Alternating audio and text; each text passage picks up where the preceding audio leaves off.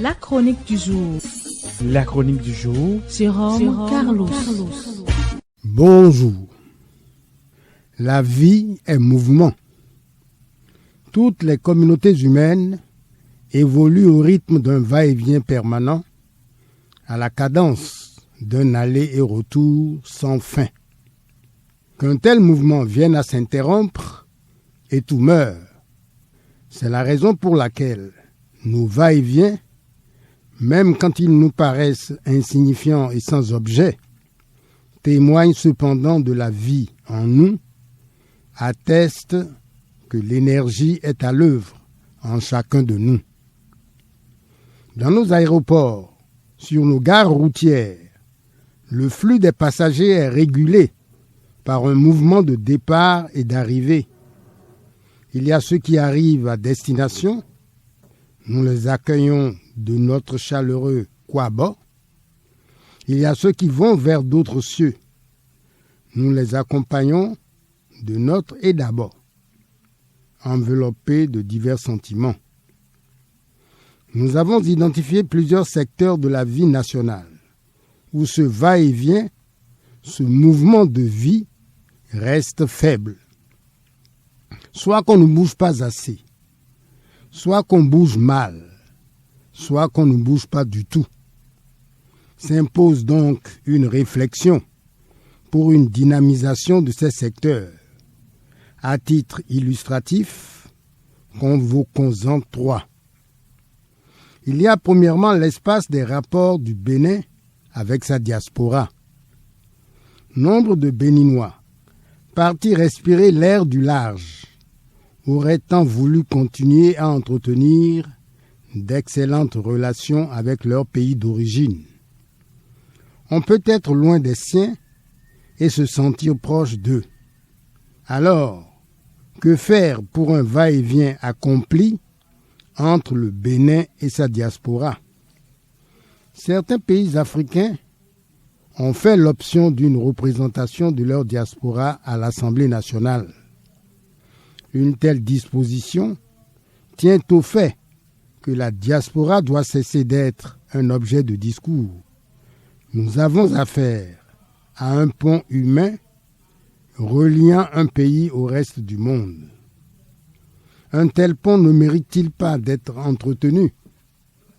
Sous ce même rapport, pour mieux sécuriser ce va-et-vient de la diaspora, le Sénégal a décidé d'attribuer à celle-ci un quota dans tout programme d'habitat, dans tout projet de construction de nouveaux logements. Une telle mesure a eu pour effet de faire reculer l'arnaque dont sont souvent victimes certains de nos frères et sœurs de la diaspora. Il y a deuxièmement l'espace du tourisme qui est promis à un bel avenir dans la vision du plan d'action du gouvernement. Espérons que le va-et-vient des touristes étrangers comblera nos attentes. Mais quid du va-et-vient des Béninois encore largement fermés à toute culture touristique? Peu de Béninois connaissent leur pays. Beaucoup gagneraient à descendre sur le littoral pour voir, une fois de leur vie, la mer. Beaucoup gagneraient à monter jusque dans le septentrion pour admirer, une fois de leur vie, les formations rocheuses de l'Atakora. À cet égard, la notion de colonie de vacances doit être revue de fond en comble. Nos colonies de vacances doivent privilégier la découverte et le brassage. Il doit s'agir pour nous de faire appréhender la riche diversité de notre pays, de faire capter par les uns et par les autres les immenses ressources humaines et naturelles de leur pays. Pour que nous ne soyons plus pris en flagrant délit de mensonge en chantant l'hymne national, permettons aux fils et aux filles d'un même pays d'aller les uns vers les autres. Il faut se connaître pour être en capacité de construire ensemble une grande et belle nation. Il y a troisièmement l'espace de la recherche. Nos chercheurs bougent peu. On dirait qu'ils se sont enfermés dans la croyance que le monde se limite aux frontières étroites de notre petit Bénin. Quel volume de collaboration entre les universités du Bénin et les universités anglophones de notre sous-région. Le prétexte de la langue est un piteux argument.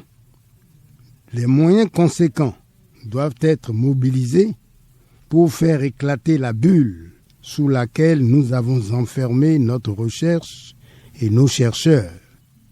Militons pour un va-et-vient ambitieux et conquérant de nos universités et de nos universitaires. Nous devons aller voler, partout où besoin sera, le feu sacré de la connaissance et du savoir. Un proverbe africain enseigne cette vérité, c'est le va-et-vient qui fait le nid. Merci pour l'attention et à jeudi prochain. C'était la chronique du jour. Retrouvez la chronique sur www.capfm.com.